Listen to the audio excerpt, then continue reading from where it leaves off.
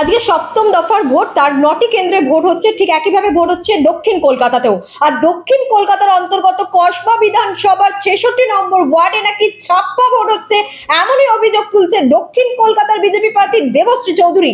66 নম্বর ওয়ার্ডে 47 এবং 48 বুথে নাকি ছাপ্পা ভোট হচ্ছে। আর এই নিয়ে আমাদের সঙ্গে রয়েছে 66 নম্বর ওয়ার্ডের পৌরপিতা ফেজ আহমদ খান, তার সাথে কথা বলবো। ছাপ্পা ভোটের অভিযোগ তুলছে দেবশ্রী চৌধুরী, কি বলবে? বিজেপি হেরে গেছে। সকাল থেকেই তারা বুঝে গেছে যে মানুষ, দক্ষিণ কলকাতার মানুষ কিন্তু তাদেরকে বিসর্জন দিয়ে দিয়েছে। সেই কারণে অভিযোগ ছাড়া ওনাদের কাছে আর কোনো মেটেরিয়ালই নেই। আপনারা যদি সত্যি ছাপ্পা ভোট হয়, মিডিয়া চারিদিকে ঘুরে বেড়াচ্ছে।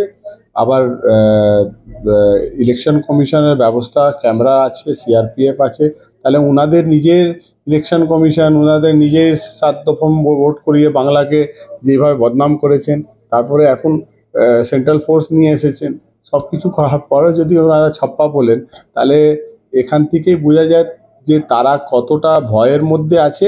আর নিজের উপরেই তারা মানে যাকে বলা যায় সেলফ কনফিডেন্স হারিয়ে ফেলেছে। এই যে বিরোধীদের প্রশ্নের খোঁজে আমরা বেরিয়েছিলাম 66 নম্বর ওয়ার্ডের বিভিন্ন বুথে ঘুরে দেখলাম, সেখানে দাঁড়িয়ে কেন্দ্র বাহিনীরও পর্যন্ত মুখ খুলেছে। 24 আওয়ার্স টিভির মুখোমুখিও বলছে যে তারা শান্তিপূর্ণভাবে ভোট হচ্ছে, কোনো রকম ভাবে অশান্তি আসছে না। তাহলে সত্যি সত্যি কি হারার ভয় এরকম করছে বিরোধীরা?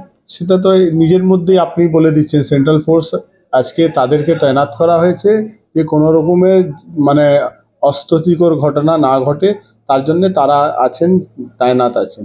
তাদের থেকে আপনি যখন জিজ্ঞেস করেছেন, তারা যখন বলে দিয়েছে যে শান্তিপূর্বক ভোট হচ্ছে, এর থেকে বেশি আর আমার বলার আমি মনে করি না কোনো উচিত হবে। হ্যাঁ, আমরা এতটা বলতে পারি, বিজেপি নিজে এজেন্ট দিতে পারছে না, বুথে বুথে এজেন্ট নেই, বুথে বুথে কোনো খোঁজ খবর নেই।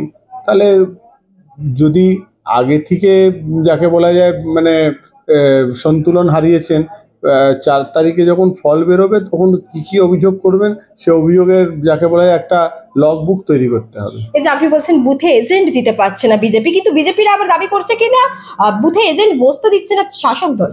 কমপ্লেন করছে না কেন? তাদের এজেন্ট যদি বসতে পারছে না, তারা তো গিয়ে ইলেকশন কমিশনকে জানাতে পারেন, রিটার্নিং অফিসারকে কমপ্লেন করতে পারেন, পুলিশ প্রশাসনকে মানে এসে জানাতে পারেন। আপনাদের মিডিয়ার মাধ্যমে তারা, এখন তো সোশ্যাল মিডিয়া আছে, ফেসবুকে জানান কোথায় বসতে দেওয়া হচ্ছে না। আমরা তো বলছি যে বিজেপি যদি দেবশ্রী চৌধুরী কোনো জায়গায় এজেন্ট বসাতে পারছেন না, তাহলে আমাকে একটা ফোন করলে আমি কিছু আমার লোক দিয়ে ওনাকে একটু হেল্প করে দিই। 66 নম্বর ওয়ার্ডে ঘুরে ঘুরে দেখলেন কেমন ভোট হচ্ছে? শান্তিপূর্বক ভোট হচ্ছে এখন পর্যন্ত, পিসফুল। গরম আছে সেই কারণে অনেক মানুষ এখনো বাড়ি থেকে নামায়নি। আশা করছি যে পোলিংটা ভালোই হবে। এখন পর্যন্ত যেটা খবর 40, 45, 50% অব্দি পোলিং হয়ে পড়েছে। এই আপনি বলছেন আবহাওয়ার দিকে নজর রাখছে, যে বৃষ্টি হওয়ার সম্ভাবনা রয়েছে। জাভেদ খান বলছিলেন যে 6টার পরে যদি বৃষ্টি হয় তাহলে ভালো, মানুষ আরো ভোট দিতে পারবে। হ্যাঁ, নিশ্চয়ই মানুষ তো চাইছেন যে মানুষ ভোট দিক। নিজের গণতন্ত্র, এত বড় উৎসবের গণতান্ত্রিক ব্যবস্থার মধ্যে মানুষ নিজের ভোটের যাকে বলা যায় করতে চায়, অধিকারটাকে গ্রহণ করতে চাইছেন। এবার গরম আছে, তার মধ্যে মানুষেরও নিজের টাইমিংয়ের ব্যাপার থাকে, ছুটির দিন, আবার শনিবার রবিবার একটা লং যাকে বলা যায় উইকেন্ড, সেই মানুষ আস্তে আস্তে করে নামছে, করছে। এখানে দাঁড়িয়ে একটা প্রশ্ন রয়েছে, যেভাবে প্রচার করেছেন, মানুষের মধ্যে যেভাবে আবেগ জন্মেছে, সেখানে দাঁড়িয়ে দেখছি বিভিন্ন জায়গায় হয়, কিন্তু আমি কসবা বিধানসভার অন্তর্গত ঘুরে দেখছি প্রচুর বয়স্ক মহিলারাও পর্যন্ত আসছেন ভোট দিতে। হ্যাঁ, আমরা মানুষের সঙ্গে জুড়ে আছি। আজকে দিদির প্রকল্প, আমাদের মাননীয় মুখ্যমন্ত্রীর প্রকল্প মহিলাদের সঙ্গে জুড়ে আছে।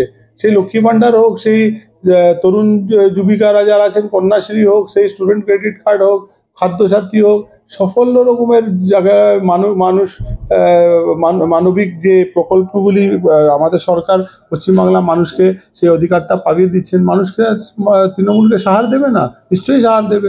আর ভারতীয় জনতা পার্টি একটা দেওয়ালিয়া পার্টি, মিথ্যে অভিযোগ আর ব্যক্তিগত প্রহার ছাড়া আর মানে মানুষকে ছোট করা, এই কথা ছাড়া এরা ভালো কোনো কিছু করতে পারেন না। দেশের জন্য করেননি, আর বাংলার জন্য করবেন না।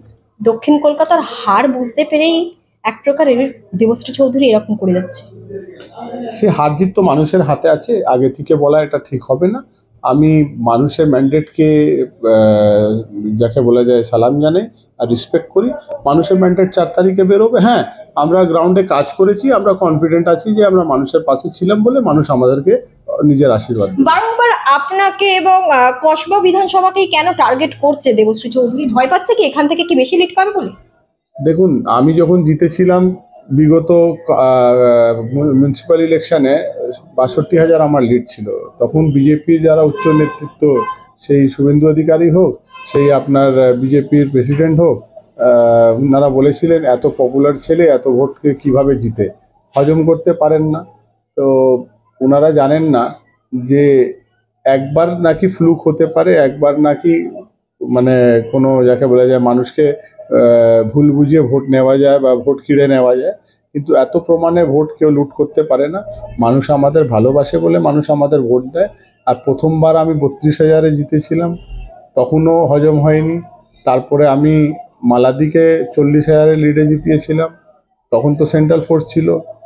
তারপরে আবার বিধানসভা ইলেকশনে আমার বাবাকে আমি 50,000 প্লাস ভোটে জিতিয়েছিলাম, তখনও সেন্ট্রাল ফোর্স ছিল। আর এখন আবার সেন্ট্রাল ফোর্স আমি বলছি 50,০০০ পার করবে, ওই লিডটা পার করবে। তাহলে আমি যদি 50,০০০ পার করি, তাহলে কি উনি বলেছিলেন তখন এত পপুলার মুখ্যমন্ত্রী করে দেওয়া হোক, আর আমি বলছি তাহলে আমাকে প্রধানমন্ত্রী বিজেপি করবে, করে দিক। আমি যখন লোকসভা ইলেকশনে আবার চমক দেখিয়ে দেবো, এত ফোর্স, 7 দফা ইলেকশন, সব রকমের ব্যবস্থার পরেও, তাহলে তো বিশ্বাস করবে যে মানুষ ভোট। আপনার কথা অনুযায়ী আমি যদি ভুল না করি, যেরকম বলছিলেন মিউনিসিপ্যালিটি ভোটে একদম রেকর্ড করেছিলেন, প্রথম স্থান অধিকার করে নিয়েছিল একদম পরীক্ষার খাতা দিয়ে এই 66 নম্বর ওয়ার্ডের আপনি।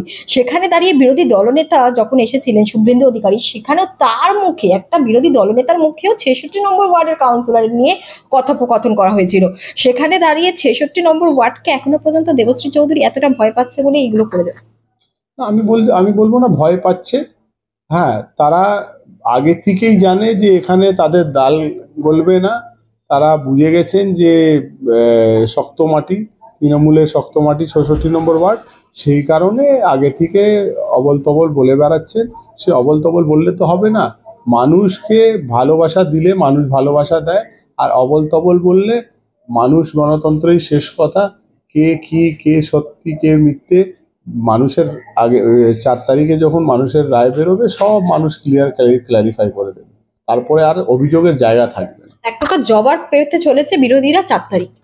একদম পশ্চিমবাংলা থেকে ধুয়ে মুছে সাফ হয়ে যাবে। আমাদের মাননীয় নেত্রী আর আমাদের অভিভাবক অভিষেক বন্দ্যোপাধ্যায় বলেই দিয়েছেন যে কফিনে আখরি আজকে যাকে বলা হয় প্রেক ঠুকা হয়ে গেছে।